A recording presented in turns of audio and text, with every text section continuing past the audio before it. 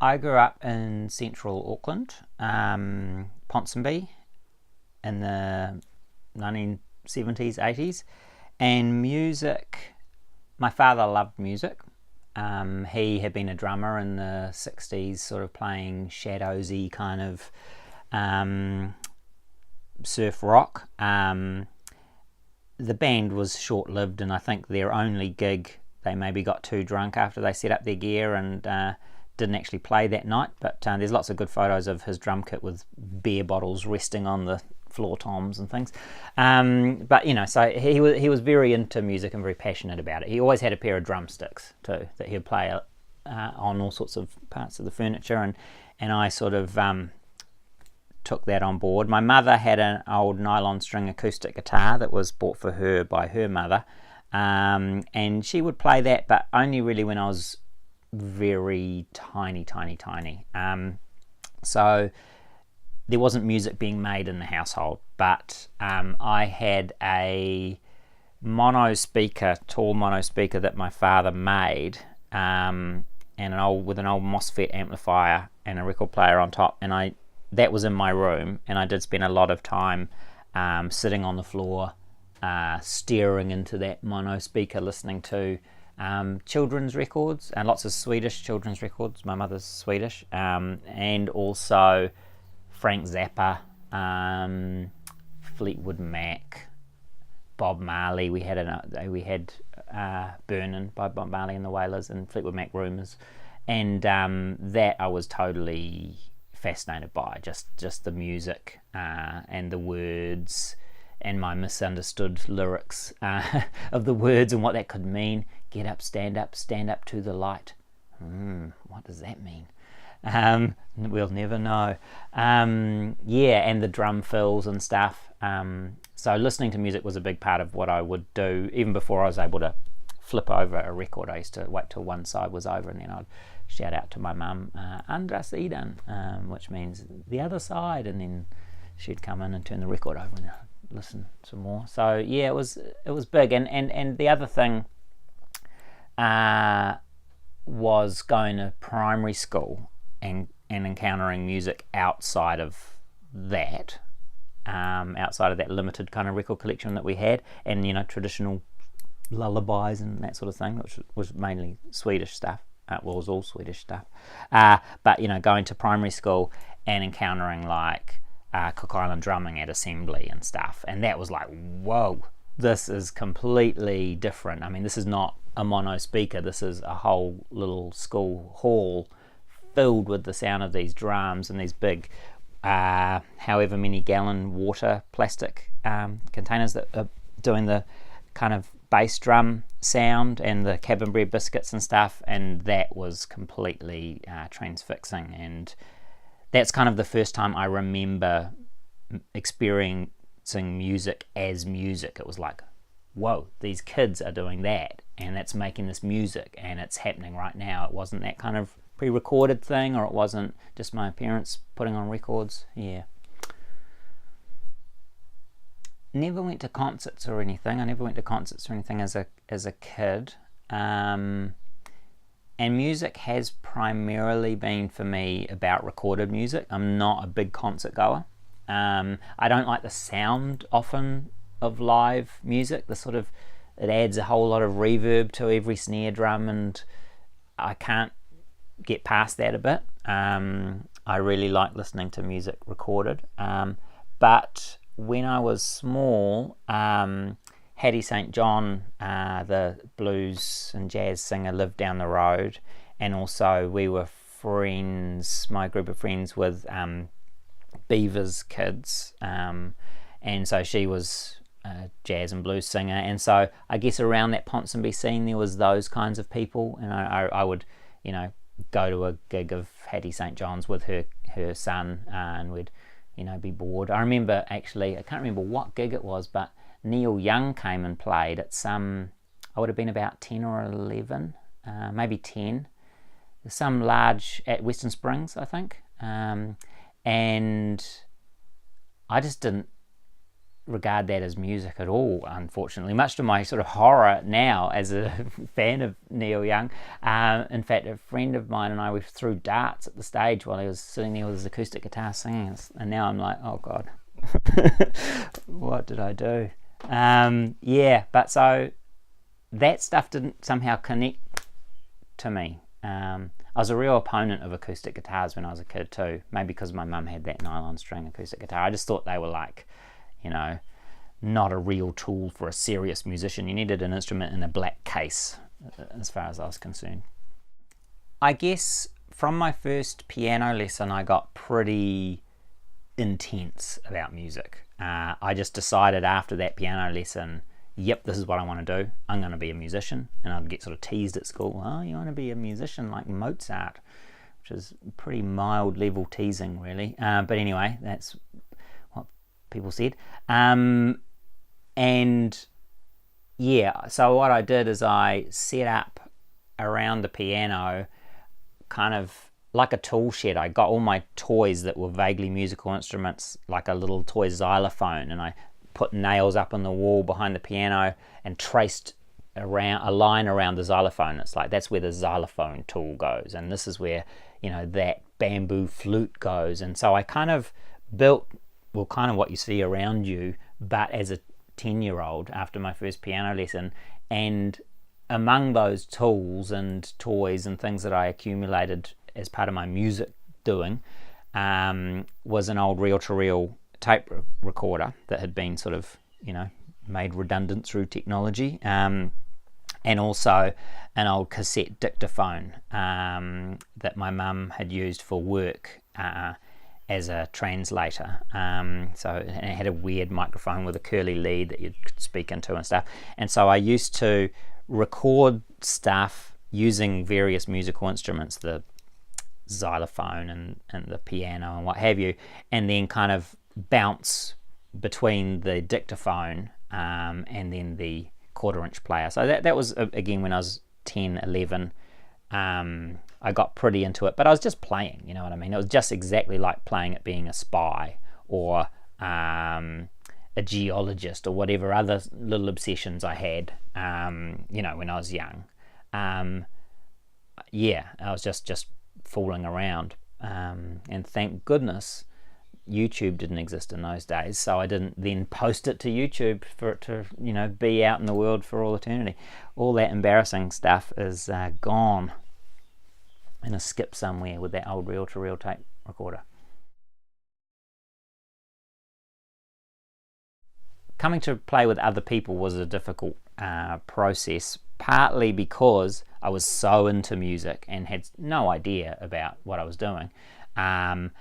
And had no idea about dynamics with other people, you know, as a kid, and yeah, and that social stuff has never been my intuitive suit. But anyway, I knew that music involved collaboration with other people, and I was excited about the possibility, and I wanted to form a band when I was 11, but I had just been through the process of getting so into music and so obsessed with it that all my friends were like, forget about him, he's just going to talk about synthesizers the whole time and this is so boring, you know. So I kind of lost all my friends and found music, and one had caused the other.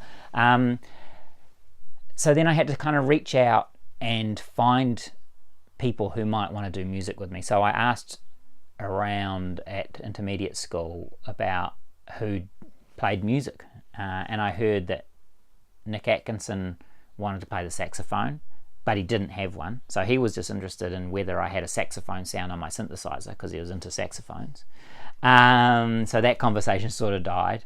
Ben Shasha, so these are all later Supergroove members, I asked him, I believe, but I think the story was that he thought it was some trick so that he would be stopped from escaping in Baltiggy.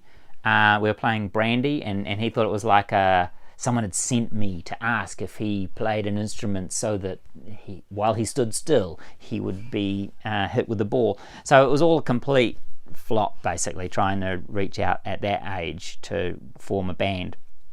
So then I basically waited a few years until I met Tim Stewart, and he had just moved over from Australia, didn't have many friends. I, like I said, didn't have many friends because I was a total music nerd, and we became pals, and eventually I broached the idea that he should learn an instrument.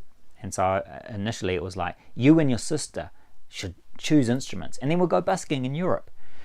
So another, harebrained scheme. But he chose the trumpet because he listened to the specials and heard Message to You, Rudy, the opening, which of course is a trombone, but he didn't know that. So he chose the trumpet. And so, we started a little band doing harmonica and trumpet. And we also recorded some raps on that reel-to-reel player, a rap about the whole history of the world, starting from 55 BC and going up to the space age. That also was very bad. And that was kind of the first steps into what would become Supergroove. Well, the early days of being on stage with what would become Supergroove, and then we had a bunch of names, the rhythm section, which was ironic because we didn't have a drummer, but we didn't even really know enough to know it was ironic, I think. And then the Low Down Dirty Blues band, and Little Boy Blues was Nick Atkinson, Tim Stewart, and I. So those were the earliest iterations. First of all, we busked. So Ned Ngatai and I used to busk outside the Ponsonby takeaways in exchange for free burgers and also free spaceys if we were lucky. And one night we both clocked Street Fighter and stayed at the takeaways the whole night and actually slept there, and then made toasted sandwiches at 6 in the morning on the grill. So that was pretty cool. But anyway, so busking was kind of where it started. Tim and Nick and I got kicked off the cenotaph by a very offended war veteran, saying that we'd dishonoured the souls of thousands of dead soldiers by standing on the cenotaph and busking, which of course, I wouldn't do it now, but we didn't really know what the cenotaph was. We just thought it was, something to do with the glorious dead. Thought it was like that band from California or whatever. They're Grateful Dead. But anyway, Susan Devoy gave us like about 3 cents or something, and I kept that 2-cent piece for many years. But anyway, those were the early days, and then we started getting gigs at like the Corner Bar, at the Glue Pot, and Java Jive, and those kind of Ponsonby up the road from us type places. And we were very bad. I mean, we played out of tune. Joe's grandmother came to a show and videoed it, and we noticed that we kind of started the show facing forward, and then by the end of it, and indeed halfway through, we all pretty much had our backs to the audience, and we were just like, and so we looked at that video and we're like, man, we have to rock to the crowd, man. That's, band meeting, rock to the crowd. And so we just learned everything very slowly, and overcame our shyness and started making slowly some music that was vaguely listenable.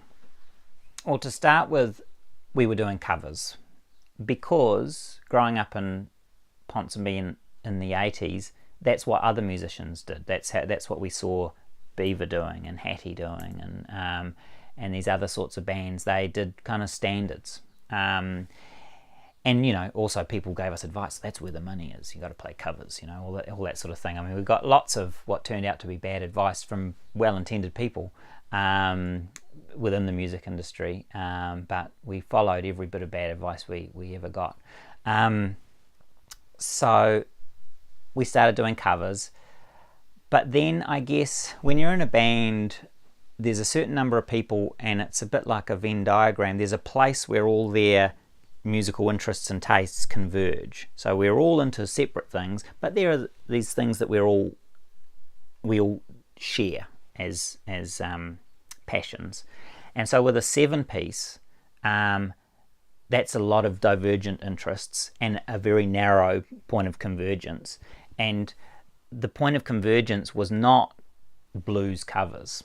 It was rap music, essentially. It was hip hop. That's where we all got excited about the same stuff. So that's what we would listen to together, and we would listen to other stuff separately.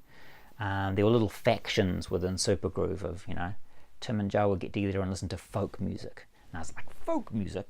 And then maybe Ben and I would listen to Joe Satriani or something. But anyway, because of that small point of convergence, and because that point of convergence was rap music, and in rap music you don't really do covers. You don't bust someone else's raps, you write your own raps. It's part of the kind of tradition. We started doing original music. And then we could incorporate some of the bluesiness and some of the funk that we were all into as well, the James Brown-y sort of Parliament Funkadelic stuff, into something which was more rappy.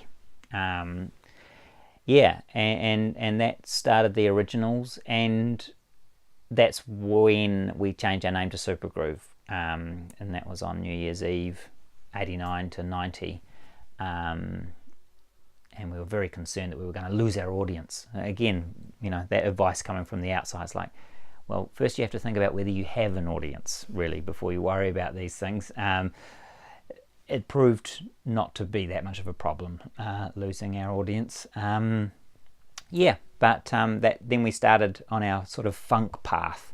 We were very captured, I should speak for myself. I was very captured by the whole imagining of the funk world that George Clinton had created with Bootsy Collins and Bernie Worrell and those guys. The kind of cosmic nature of it and the political nature of it was totally fascinating to me, and reminiscent of Frank Zappa and stuff from my childhood. I really loved the artwork, all those hand-drawn covers of George Clinton albums and stuff like that.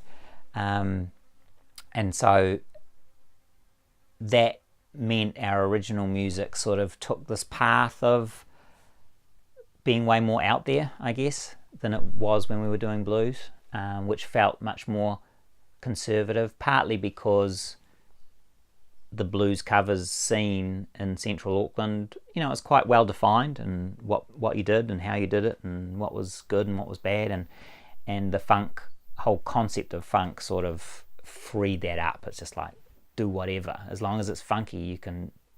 There's no point where it's too far.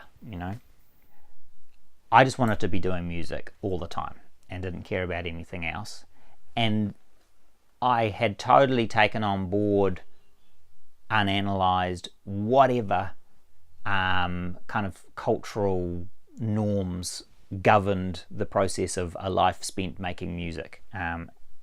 So what I mean by that is, if that means you have to be a rich and famous celebrity, yes, that's what I'm doing, because that's what a life in music is. It's being a rich and famous celebrity, and I think that my uncritical coupling of those two things, a life in music and success as a music industry rock star or whatever, became very problematic very early on, and really buggered up making music for me for a good few years. But at that young age, as a kid, I just thought that's what you did. You just be a rock star. So I was really into that whole path, and if anyone had said to me anything that was required to be a rock star, any sort of advice from within the music industry, I just would have gone, okay, cool, because I was just kind of a little bit too one-eyed in terms of wanting to live that life doing music, and didn't realize that there's all sorts of ways you can do that, and some of them are a lot more enriching on a more important level than others. One of the things with Supergroove is I think that we never felt that what we did was really good. what we did start to notice is that we started to become good live. So we started to be able to create a vibe with our performing together and with the audience that was exciting for all of us, the audience and the band. And that was a huge thrill. It was like, whoa, this is cool. You know, that gig went off, all that sort of thing. That was a great discovery. We didn't know quite what the ingredients for that were, apart from giving it your all and being super passionate about it and really laying it on the line. And that's kind of haka style, you know what I mean? Like, you don't hold back, you leave it on the stage, as Shay sometimes says. And yeah, that became totally our way of doing live performance, and that was an exciting thing. Musically, we never were as confident, you know what I mean? Like, we never wrote a song and went, that is so beautiful, or that's amazing. You know, we always thought, oh, there's room to tweak it here and that could be better, and that's passable now. And so we were a bit more critical of ourselves in that regard. And that's why when we came to make the Traction album, we reworked all the songs, we changed a lot of lyrics, and really fussied around with it a lot and did a lot of pre-production to try and make it good. Because we kind of felt that this was our one chance to make something that's a bit solid and has some integrity. There's a fly. Go away. There we go. See, it's psychic. Yeah, so we definitely worked very hard on that album and tried to make it good. And I feel like once we had recorded that album, we felt like there was no thing we could have done that we were capable of to make it better. You know, that's the best album you're going to get out of the seven of us at that time. We left no stone unturned in terms of trying to make it good. And yeah, and I think I'm really glad that we made that effort, because it is kind of solid for what it is, you know. And it was cool to see the artwork and stuff. I mean, by that stage, we'd taken control of a lot of aspects of the process. So Ben was doing the artwork and Joe was doing the videos, and yeah, we had a sort of a bit of a factory line mentality with stuff, and that was exciting. It was exciting to retain that kind of level of artistic input to the project, even when things were starting to be in record shops around the place and all that. Yeah, that was a good feeling. How we approached collaboration was probably very badly, I think. But I think we approached it badly for very understandable reasons. I mean, we were super young and we were super bad at what we did, for the most part. I mean, Ben was a great guitarist. Joe was rapidly becoming an exceptional bass player. Paul Russell was an amazing drummer. It's like he was born an amazing drummer. Shay was a wonderful singer. The rest of us, who were the kind of founding members of the band, were way more behind Tim and Nick and I in learning our instruments. The instruments were much harder, you know, saxophone and trumpet and so on. And yeah, in terms of songwriting, that became the task that Joe and I got the most obsessed with, and Joe and my friendship sort of developed in that way. But the collaboration was not done very well in that, well, for example, in the early days when we were a covers band, the way of learning the song is I would sequence up a song on a synthesizer, keyboard sort of thing, and make a cassette of it for everyone, and then say, okay, here's all the parts, you know, just do whatever there, but that's the horn part and so on. And you know, that's a great model if you've got a bunch of kids and you all have to learn your parts and stuff, and no one's going to be able to compose anything. But it's kind of a funny way to begin a collaborative process. You know, it's a good thing for the school band, which is kind of how we started in some ways, but it's not a great way to, like the Beatles didn't work in that way. George Harrison didn't give everyone a tape, learn your parts. And I think we kept that model a little bit, that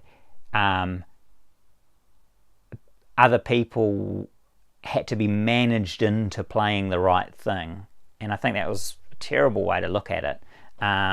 But it was because there were so many of us, we were all so young, and chaos could break out at any time with the 7 of us all in a room. Like the recording studio is another example of where I think our collaborations didn't go that well. Like in the earliest attempts of Supergroove getting in the studio, we were all there in the mix room and all making suggestions and then arguing, and it was just like nothing was ever going to come out of this that sounded any good, and so we developed this kind of brutal system where it's like, okay, Karl and the sound engineer will be in the control room and do a mix, then everyone else comes in and listens, and then we discuss, and there's good things about that, like everyone else will have fresh ears, whereas the sound engineer and I will be completely deaf by that stage and have no idea. So they'll be listening to something, the band will be listening to something quite well formed, and then they can, have opinions about it then, rather than right at the beginning when you're trying to EQ the kick drum and then the bass player argues with the drummer or whatever. But it's also not very collaborative, you know what I mean? They're not getting any input in the building blocks of the whole thing. And so it's not ideal. And that was kind of Supergroove's way, really. We developed these strategies that were effective to get results when we were all a bunch of kids who had no idea what we were doing, and then by the time we were all actually competent musicians with a musical perspective, each of us, we still had those silly ways of operating, and I think that was really a limiting thing, and made it a lot harder, and it was one of the contributing factors to the falling to bits of the band. Touring with Supergroove was exhausting and fun. I mean, there was a lot of us on the road, and we were young, and we were often travelling with other bands as well, and that was cool, you know what I mean? Travelling with Rough Opinion and the Nixons and Thorazine Shuffle, Leaders of Style that became Urban Disturbance. It was neat, and you felt like you roll into town and you're all these young weirdos who are into hip hop and stuff, and it was exciting.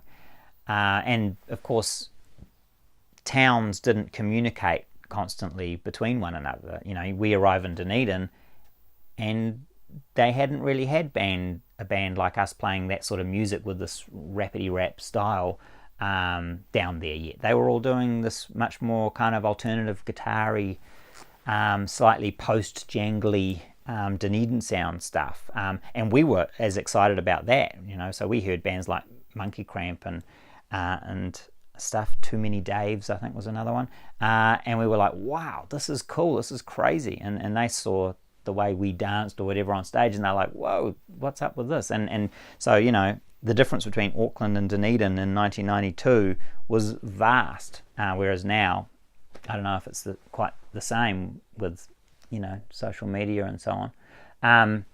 But so it was a lot of fun.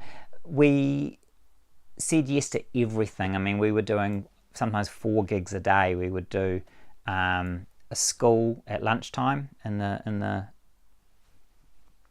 whatever that room is, the school hall at lunchtime. Then we would go to a record store, set up and do an in-store. Then we would usually go off and do some press, radio interviews and whatnot. And then it was sound check and an underage show. We didn't always do an underage show, but when possible we did. And then an adult show starting at 10 that night. And then it's like, and then drive to the next small town and do the same thing again. And it was completely bonkers, really. We brought in all the staging ourselves and lights, and, you know, would transform these nightclubs that were sort of discotheques, really, into rock venues for the night. So it wasn't just going and setting up, you know, plugging into the house guitar amp and drum kit. I mean, everything to turn it into a rock venue we had to bring. and it was cool. And the audiences, it was as exciting for them as it was for us. It was totally new for us, and it was totally new for them. They were a generation who hadn't experienced that before, and yeah, it felt like we were all doing something together, and that was really, really cool. The downside of doing that style of touring, where you're just like working the whole time, is you become completely exhausted. And yeah, so when we toured the world in '95, it was definitely pretty tense, because we were all these young men growing up in close proximity, growing as artists as well as individuals, and working extremely hard, extremely tired, and having some extremely unpleasant experiences touring Australia and stuff, as well as the good experiences. And I think that led to a lot of kind of tension as well. That it was just after that the band exploded, and it's no coincidence. It was the style of touring, and the very poor idea of just constantly touring Australia, even though middle Australia, they liked it in Melbourne and Sydney, and that was really fun. But the smaller towns in Australia, they did not like it at all. I mean, it was just weird rap music, you know. They wanted something much more familiar that they were into, you know. And so that was not a pleasant thing, touring some of those places. And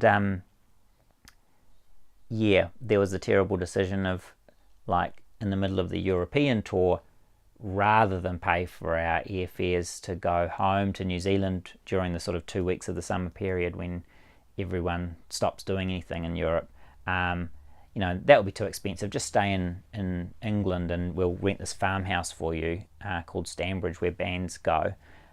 Take that, practice there, and Status Quo, practice there and stuff. And we thought that was exciting, but probably a couple of weeks at home would have been really beneficial for all of us, with our families and friends who weren't in the band, as opposed to just now live in a farmhouse together, see whether you go crazy. Oh, and here's some drugs too.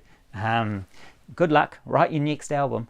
It was really in that farmhouse that the sort of toxins that eventually killed the band, they really started to becomes quite strong and smelly, the toxins. And then there was another case of, and then after all this touring, you go home. So we'd been touring for 8 months, then we went home for like 4 days or something, and then we had to go back to tour Australia again.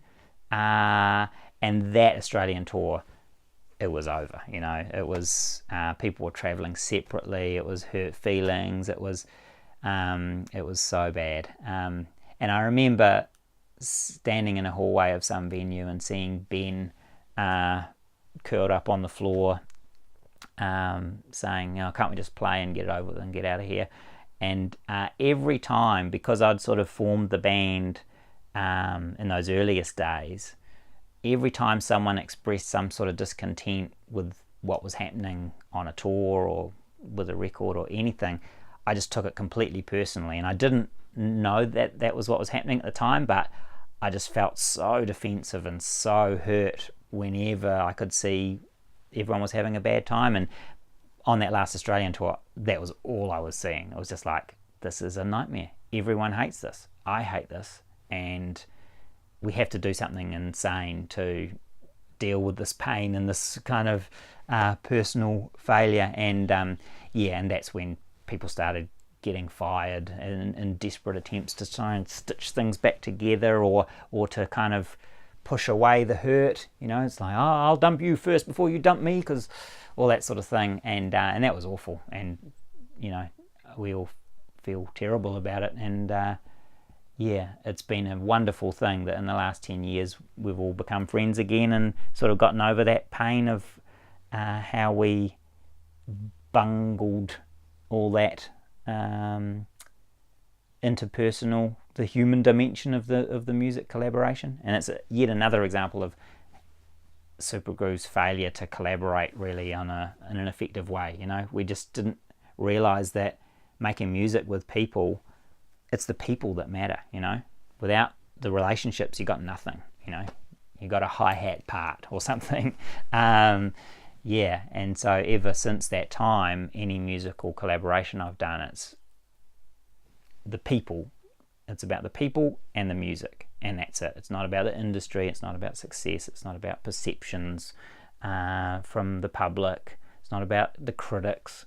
It's not about the copyright. It's just about the other people and the music. Yeah.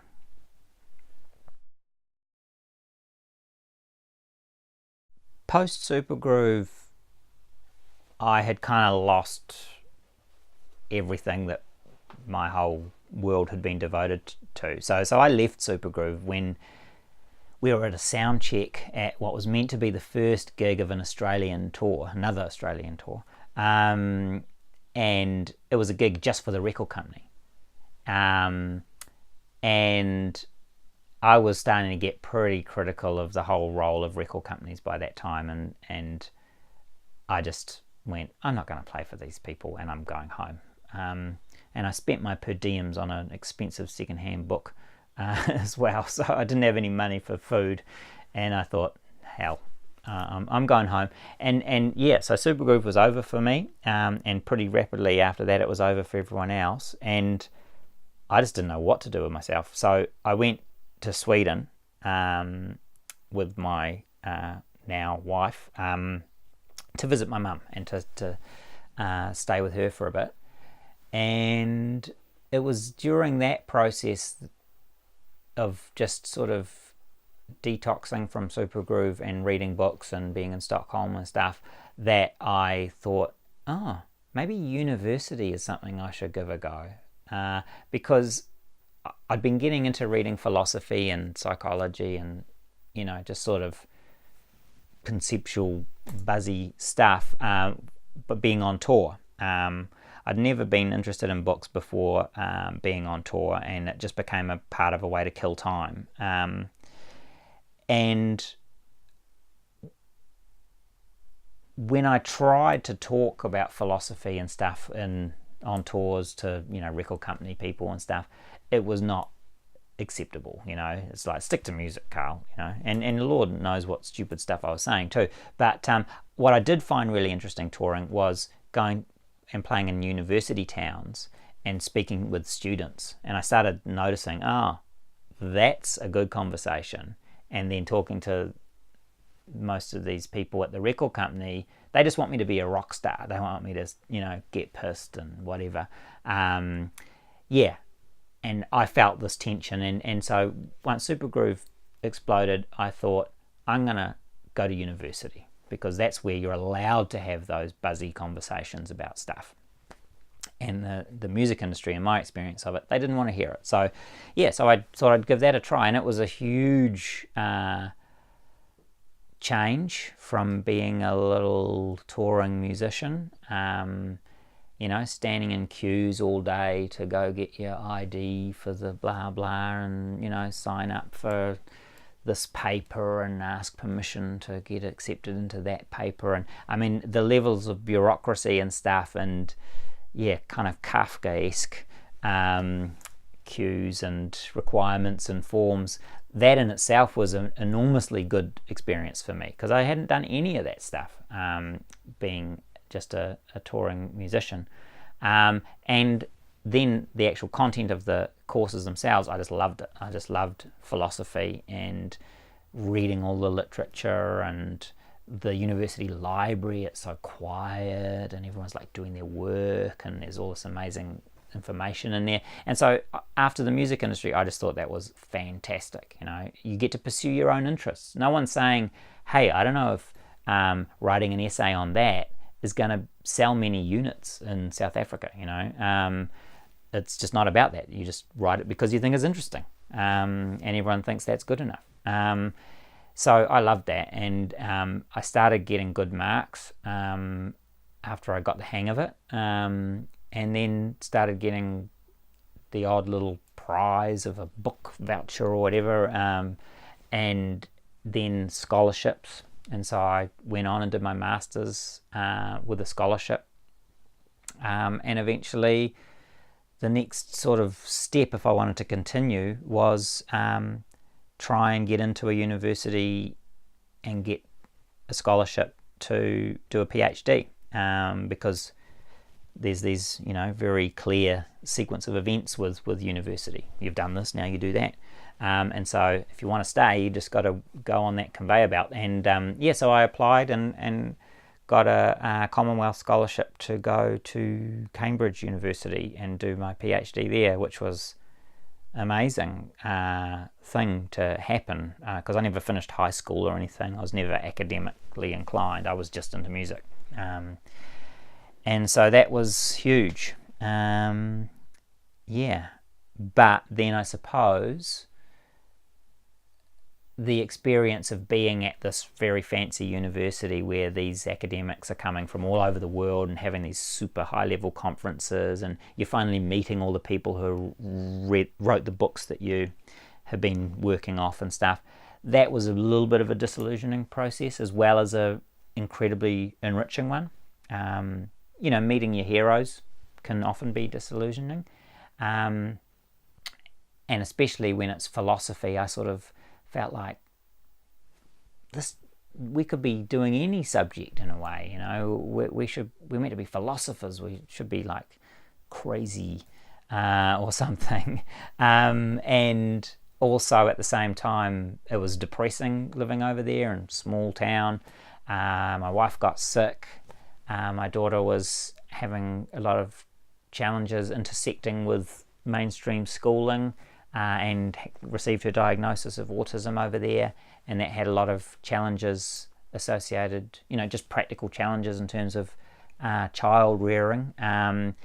And when life got really tough like that, that's when music started becoming important. Philosophy was cool, philosophy was exciting, I could do it, I was quite good at it if I really tried, but it wasn't a lifeline in the way that music was to me.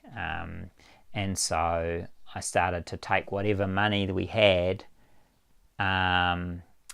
left over each month from the scholarship, and it was like, okay, the two things we need to do is be able to watch a movie every night together, my wife and I, because we both love movies, and we needed that time to just like go to a different place that wasn't our life, and also buy some CDs, and it might have been one a month, and sometimes it was 2, sometimes it was 4, and I bought like the last CD Walkman for sale in Cambridge, because I didn't know about any of this new music technology or whatever. That was just sort of starting to happen, I suppose. And I used to wander around with my CDs, and that really helped me get through the last kind of year and a half. And I also bought an electric guitar secondhand in some junk shop, and a drum machine sampler, and started making music as well. And that's where the Drab Durif stuff came about.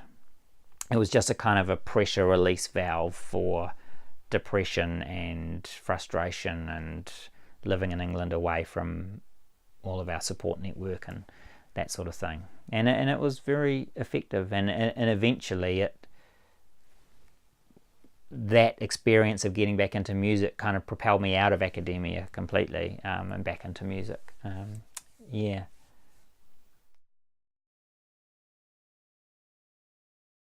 Well, the nice thing with that new perspective, where you didn't worry about reviews or sales or perceptions or the business or whatever, was it frees you up to do absolutely anything. The stuff you make doesn't even have to be technically competent.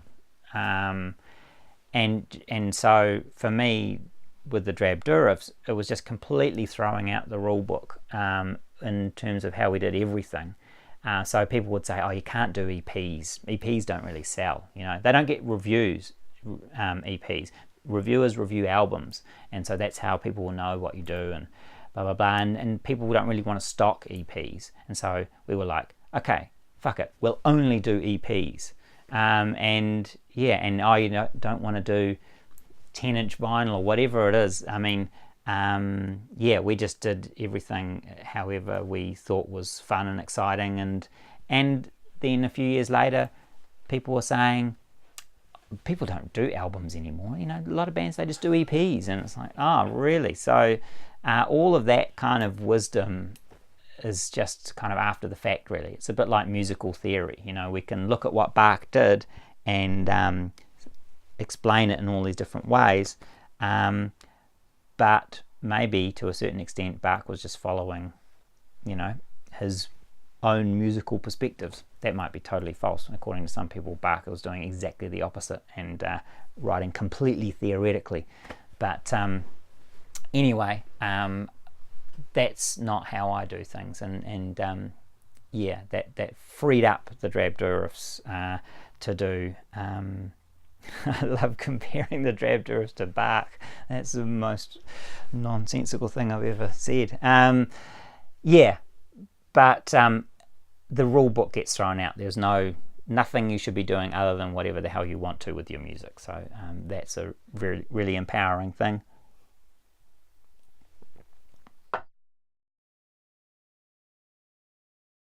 Towards the end of my PhD, we had to make the choice of whether to go back to New Zealand or not. I mean, most people are pretty keen to stay in that academic world because it's so exciting academically. And also there was the possibility of applying for a job in Toronto, and I was being quite strongly encouraged to apply for that job. Yeah, and so it was a big decision. Do I pursue this academic path on a kind of an overseas level, or do we go back to New Zealand, where to live in Auckland, you know, it would just be a matter of, can I get one of those jobs at Auckland University or not? Is there one, you know, do they need an ancient philosophy teacher right now? And what we decided, for kind of emotional reasons, I guess, is we had to go home. We wanted to go back to New Zealand. We wanted to be with our family. We wanted to be with our friends. Yeah, and we were prepared to take the consequences, I guess. And so I hooked up a lot of teaching at Auckland University for those first sort of few months. But one thing that was on the cards returning to New Zealand was the Supergroove reunion. Those emails had sort of flown around when I was in Cambridge, and that was an exciting and weird thing to come back to. So a few months after we got back from Cambridge, yeah, I was in rehearsing with Supergroove, and we were getting ready to do a show at the King's Arms, and that was a huge thing. We hadn't been in the same room, the whole of us, since half the band got kicked out of the band in a lawyer's office. So yeah, it was a huge thing, and it was a very positive thing. But me personally, I guess my musical path, I was excited about the possibility of making some of this new crazy music, which was the Drab Durifs, and with that, Joe from Supergroove had encouraged me to upload the songs to MySpace, which was happening at the time, and yeah, that meant that I could sort of direct people to the MySpace. I could say, oh, if you're interested in playing bass on this stuff, here's the MySpace, see what you think of it. And it meant I didn't have to kind of collaborate once it was already too late. People could make their own choice about whether they liked the music or not. And yeah, I was super lucky that Marcus, Joyce first, and then Lucy Stewart, who I met recording the Vietnam War stuff, and then Michael Spearing, and then my sister-in-law Kiwi McFeehan, they all kind of came on board and were really enthusiastic, and that was just awesome. Like, it was such a cool bunch of people to make music with, and yeah, it was just super fun. And it was totally, we could play 3 times a week or take a month off or whatever, and it was just totally, we wrote the script of how we were going to do it, and we self-recorded and we self-funded things. And yeah, it wasn't until the very end that sort of companies were involved, and even then they weren't heavily involved, and so it was a really great sort of liberating music making thing. And what I was just so completely blown away by was how people liked it. People came to the shows, and I mean, when I was writing that stuff by myself initially, I thought, okay, in a room of 100 people, 5 people might be able to handle this, and the rest will be like running for the door. And I thought, but I don't care, that's cool. If I connect with those 5 people, then that's great, better to have done it and shared it than not. But yeah, it was actually like people enjoyed it, and that was a really exciting thing, like people dancing and feeling that release that I felt when writing it, and that was, it was really cool. And I thought that, having been in Supergroove would be a real, I don't know, and doing something different would be a real problem or something. I don't know. I suppose I felt like creatively there was this path which was what someone who is in Supergroove does post Supergroove, and I thought that was sort of scripted on some level, and that so I have to make trip hop now. That's the only thing that you can do after you've been in a funk rap rock band, and then it breaks up and you're middle-aged. But I didn't want to make trip hop, and weirdly I wanted to make strange surfy sort of punky rock and rolly stuff. And it was amazing first telling myself that was okay, and then discovering that no one in the audience comes up to you and says, shouldn't you be making trip hop? You're a middle-aged ex-Supergroove member. And so that was like, oh wow, you're allowed to do what you want creatively, and if people like it, then they like it, and if they don't, then they don't, and that's all there is to it. Being on stage with the Drab Douriffs was really fun. I mean, I'm a nervous person, and so being on stage, to be able to do it, I just sort of go into a weird frenzy of self-denial or something. I go into a weird place that I don't quite know what I'm doing or what I'm going to do next. And so was very fun after years spent in university libraries and seminars and conferences and waiting for your turn to read the ancient Greek text and translate it and say your thoughts about Plato. I mean, as much as I loved that world and it was amazing, putting your head inside the kick drum or whatever while it's playing, that's a different kind of buzz, and there's a different kind of freedom there. There's not very formal etiquette and stuff, and so performing the Drab Douriffs material personally was great, and they were such a great bunch of people. Performing with them was cool. I mean, they're just, it's so exciting to share a stage with them because they're all so such characters and have so much energy, and they're such great performers and great musicians. So it's really cool. And I guess the difference for me between that and Supergroove was we'd all grown up together in the same sort of area, same generation, all guys, and so as different as we are, there was kind of a shared perspective on some level. We went to similar schools and stuff, whereas the Drab Douriffs, very different ages and backgrounds, and that randomness kind of energized things and made it cool. You just had no idea what someone's musical perspective was going to be on something, because they were younger than you, or older than you, or whatever. So it felt very wacky, and that was a really positive thing. A nice change. I mean, the nice thing about Supergroove, by contrast, is it's more like a platoon or something. It's kind of that band of brothers kind of thing. You're all just so connected and so a team. But it's different. Every collaboration is different, and that was cool to discover that, because I'd only ever collaborated with those Supergroove guys. With the Drab Douriffs, I don't know what musical taste we have in common. I mean, it was just so kind of chaotic and intuitive. It just sort of happened, yes, with Supergroove, everything was this hard one thing where we had to teach ourselves and each other how to do this. With the drab durifs, it all just kind of fell in a random heap, and everyone just went like, that's good enough, cool. Everyone in the band, was like, I believe in that, and that was, it was great.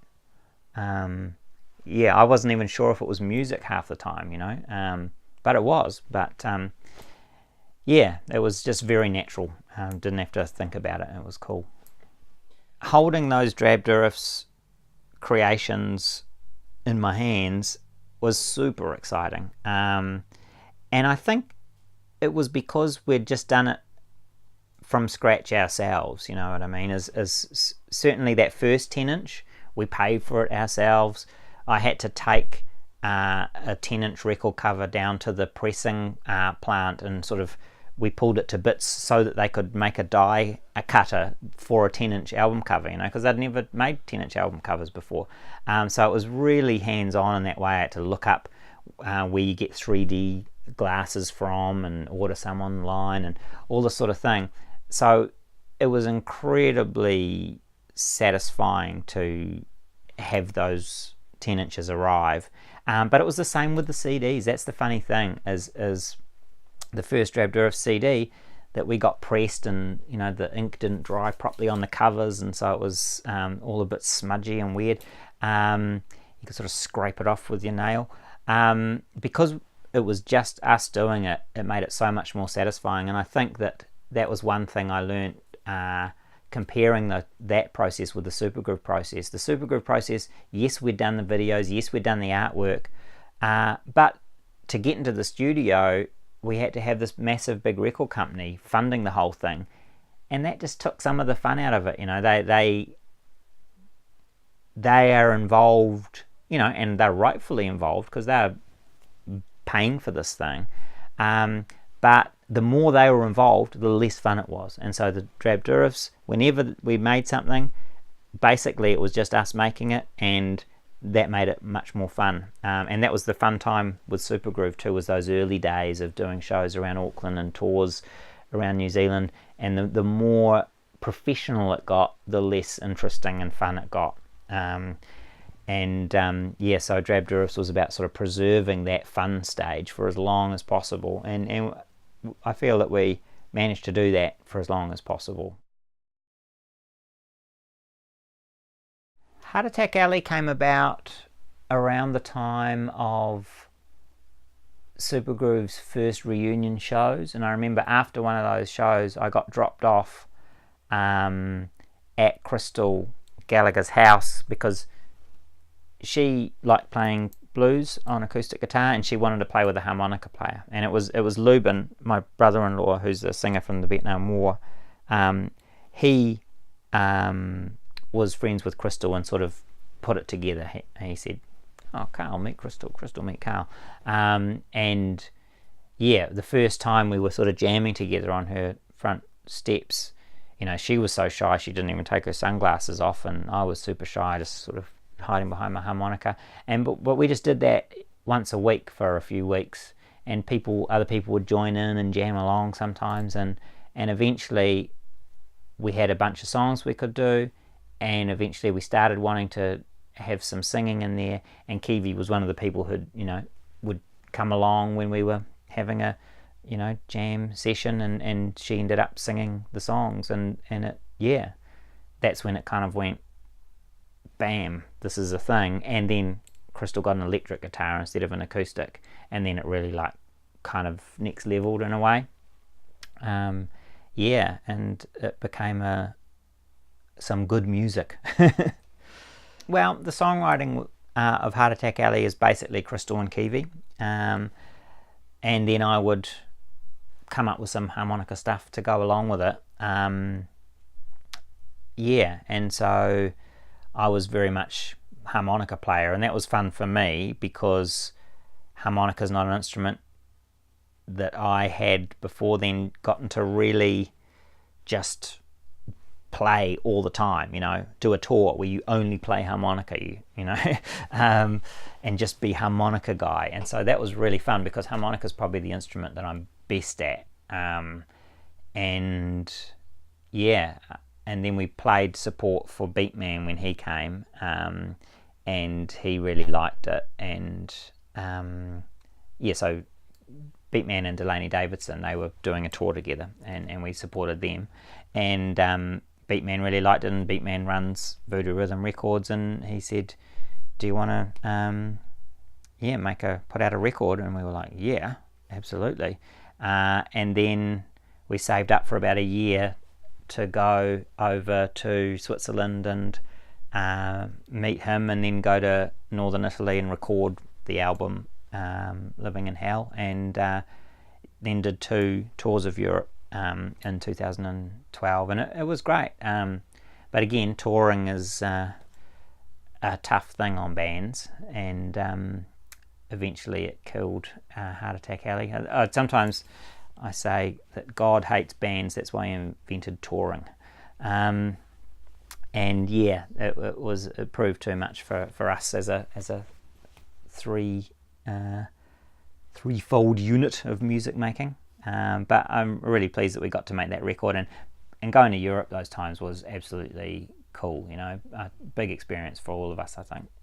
I love harmonica playing, and I like that sort of Chicago sound. So when those people started moving up from the rural South and into Chicago to get jobs, and started, plugging in instruments to amps, so electric blues, so Muddy Waters, Howlin' Wolf, all those chess guys were part of that movement. And I mean, Little Walter conspicuously was the harmonica player, who he sounded, just huge with his amplification, and that was always the harmonica playing that made me really excited. And so I like playing through an amp, and my big influences were not so much harmonica players as guitarists. I think that Little Walter, who's like the god of harmonica playing, his big influences were sax players, I think, because he grew up listening to music where tenor saxes had all the kind of lead instrumental roles, and so he played a harmonica a bit like a tenor sax, and he got those low sounds out of it, low tones, instead of just high kind of piercing sounds. And for me, it was lead guitarists that I was excited by and trying to emulate with my harmonica playing. So like, I guess Hendrix, huge influence on me. I can't do any of the things he does on guitar on the harmonica, but just trying to get that kind of intensity, and yeah, the use of feedback and stuff, and what's his name, Johnny Guitar Watson is another big influence on my harmonica playing. I just love his guitar playing, and his style of soloing, and yeah, so I try and capture some of that vibe of Johnny Guitar Watson when I play harmonica, and also it becomes quite sound designy too. Like with Supergroove, as we got less and less bluesy, my harmonica playing got A, less and less, but B, more and more like just this texture of wild craziness, and that eventually came into Heart Attack Alley too.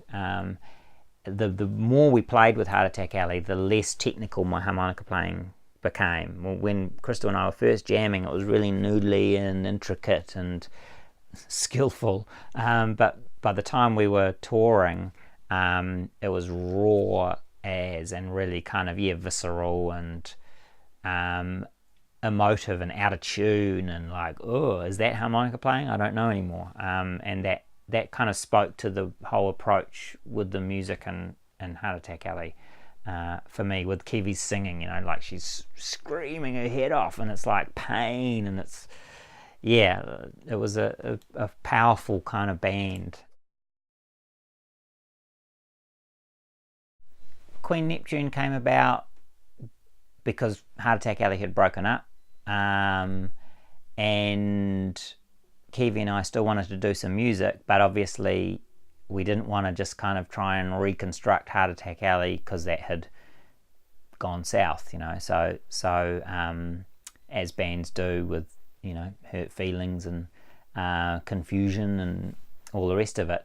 But Kiwi was living down here in Thames at that time, and we were listening to a lot of sort of synthesizer music, old synth poppy stuff from the 80s that she didn't grow up with, because she's too young. And yeah, she got quite into that. And so initially Queen Neptune was her and I just mucking around in here in the studio, fooling around with some of her songs and seeing if we could take a synth pop approach to them and see what would happen.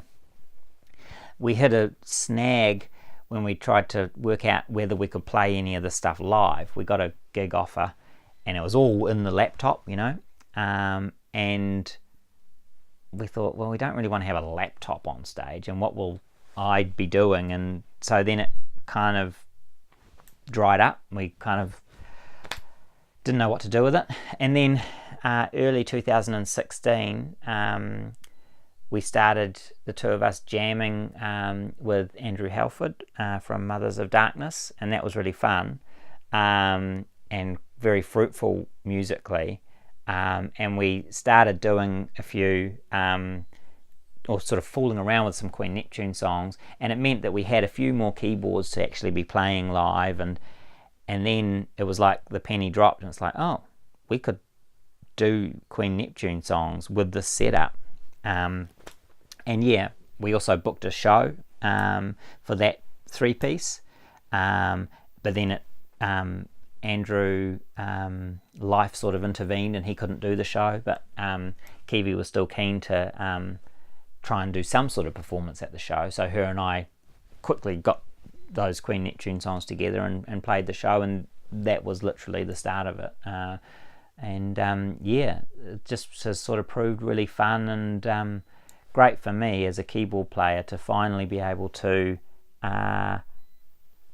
do synthesizer-y stuff and drum machine-y stuff that in the 90s, you'd sort of be nailed to the cross if you brought out a synthesizer or a drum machine. It's like, use real drums, man, and yeah, it was all about guitars and wah pedals and all that sort of stuff. Yeah, so it's been really cool to be twiddling knobs in this band. From what I've been saying, you can probably get the vibe that Supergroove started off very unreflective in terms of how we did and went about things, and that we paid every consequence for that. We mucked up our relationships and so on. Then Drab Durifs was much more, let's just do the fun stuff and not the boring stuff. And Heart Attack Alley was a similar sort of approach, just keeping it real and not kind of making it turn into something that it isn't or doesn't want to be. And Queen Neptune's even more extreme. I mean, it's just so about the art practice and not about anything else. So I guess doing a tour would have to be part of that art practice, and we just have to see if it seems like something that would be fun at the time. I mean, I do like the idea of the nice thing with being on tour is you get so good at what you do, and that's really appealing to get really good at synthesizing live and running drum machines and stuff. Yeah, because I've never done that extensively live before, but who knows.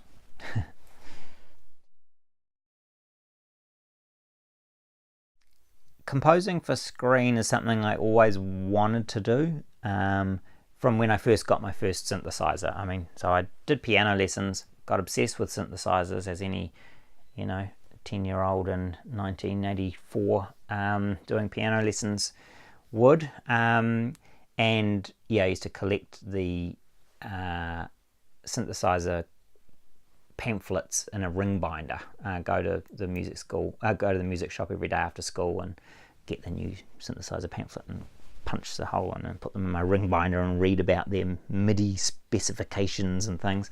But needless to say, I couldn't afford one. But then pretty early on, my mother bought me a pretty cheap synthesizer as a bribe to continue with piano lessons.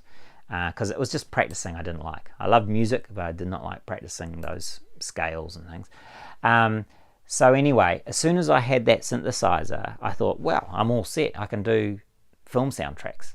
And my father was a filmmaker, and so he had friends, coming over. I think Leon Narby, amazing New Zealand cinematographer. He was working on Illustrious Energy at the time. I must have been about 12 at the oldest. And I remember him coming over for dinner, and I was practicing my synthesizer, and he talked about who he was getting to compose the music for it. I can't remember who it was. It was Wayne Laird is who it was, who's a great composer, does a lot of cool stuff. But I thought, as my 12-year-old self, I thought, why isn't he getting me to do it? Can't he hear what I'm doing on the synthesizer? It's like, meow, meow. What more does he want for his film? I don't know anything about this film, but I know that meow, meow is exactly what it needs. So I was pretty into that whole thing, but totally ignorant.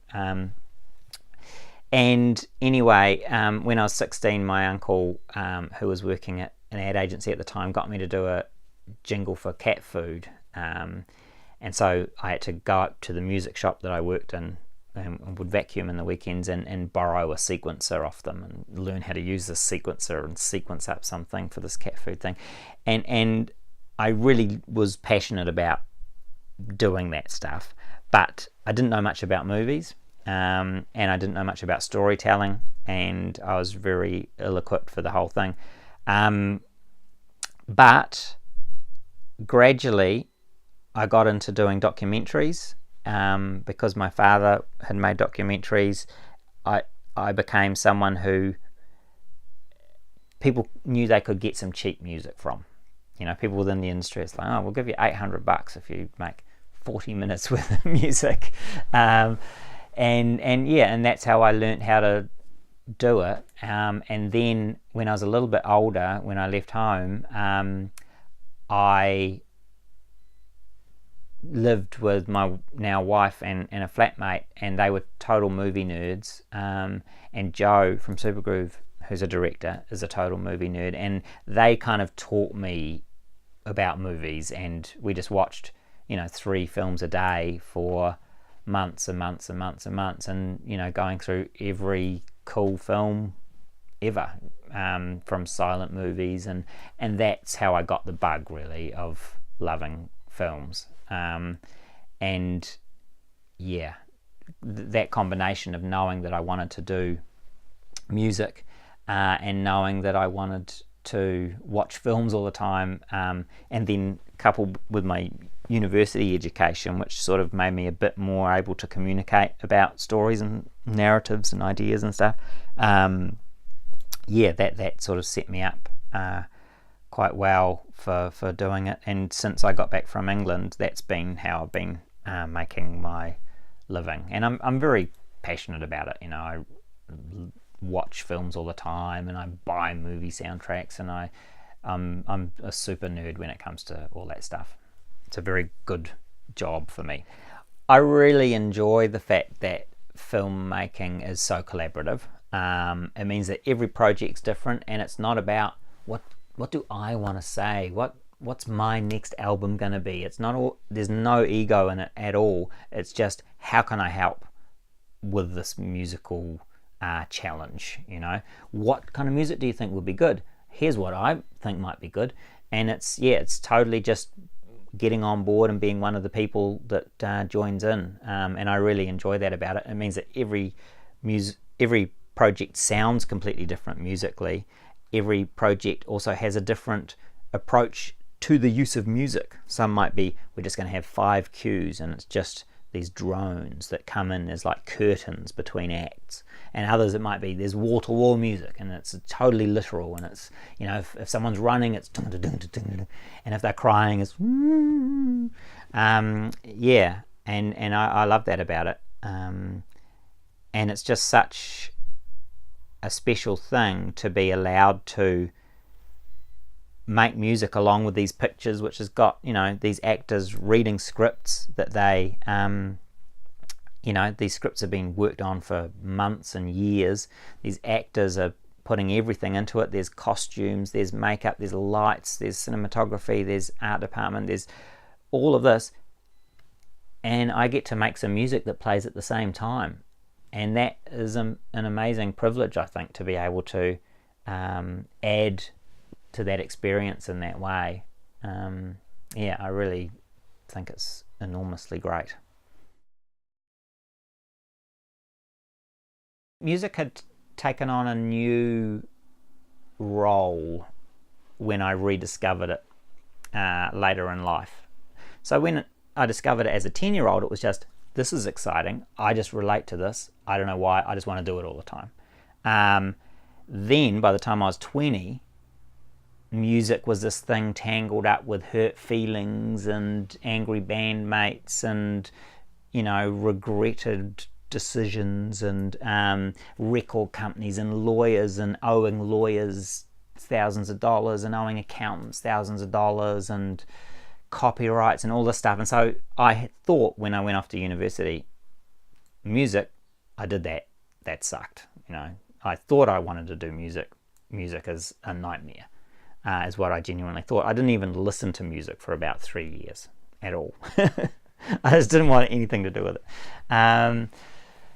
But then rediscovering it when we were living in Cambridge and having it be a real lifeline like that, like, oh, music actually speaks to me in a survival sort of way. Like, I'm so glad this person made this record because I can keep on maintaining because I can listen to this record right now.